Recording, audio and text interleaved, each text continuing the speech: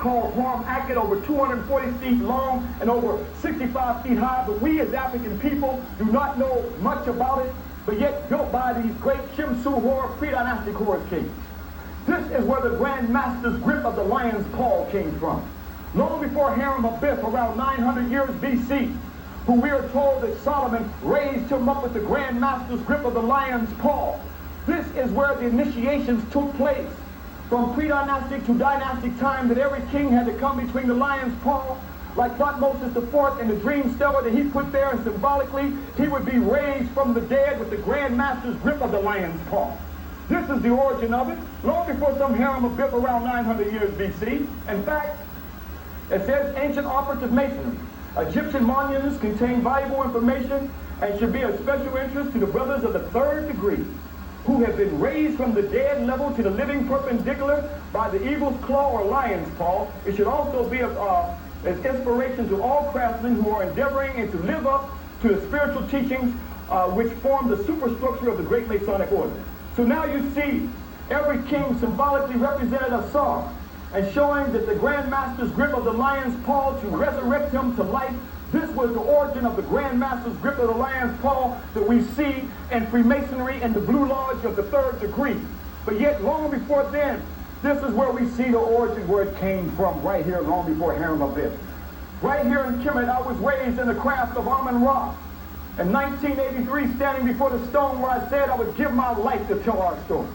This is where the priests came and took the kings who stood here like Thutmose IV of the 18th dynasty, and he was also raised with the Grand Master's grip of the lion's paw form again.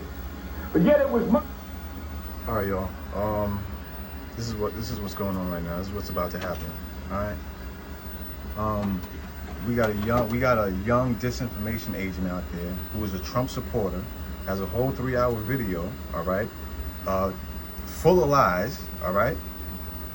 And y'all really gonna make me go through his 3-hour video? I gotta listen to this dude's voice to find all the lies. So anyway, literally this is the old TV from 2005. 125th Street, like this black consciousness is nothing new to me. All right. So all right, so I'm gonna try and upload this whole VHS onto YouTube, but I'm really disappointed in y'all. All right, I can't do all of this work, man. I can't do this by myself. I can't stop this disinformation agent by myself. Every other word out of his mouth is a lie, but because he sounds convincing, the dumb, deaf, and blind believe it. All right. You know, I know y'all probably want to hear my thoughts on what's going on. You know what? God is telling me to keep my mouth shut for now. All right. And I suggest y'all do the same. If you don't know what to say, don't say nothing. Don't say anything, rather. All right. But this is a whole VHS. Okay. I'm gonna need y'all help, man. This is a disinformation agent who is actively promoting Trump as the savior. He's a Trump supporter. So now, for those who don't know, okay, he's got a bunch of, you know, MAGA hats following him now. Okay, he's a total sellout, man. All right, so I never even watched this. This is from 125th Street, Harlem, okay? New York City, all right? That's where I'm from, for those who don't know. And there's not enough hours in the day to go through all of this kid's lies. I'm telling y'all, man, I almost feel like crying. I almost feel like crying. This is so much work to debunk this disinformation agent who calls himself young Pharaoh, but he's a dumb Pharaoh. I just 2-3 minutes into this dude's lecture, you know, I kind of fast forwarded when he's talking about, you know, he wants to be Malcolm X. He claims that they killed Malcolm X for Malcolm X telling y'all that y'all were from Egypt. Anyway, look, I'm just gonna put this out for those who wanted some new information. This is war. That's all. This is war. It's a civil war. Okay, it's active. We're in the middle of a race war. Okay, everyone who I've spoken on my channel has been fanning the flames of this race war, including this piece of shit that you have to do your homework on. Marshall Daniels, martial law. He is one of them. You know all about these people because you're one of them, as is your so-called master teacher Seti. So, look, now you see why I don't want to say nothing.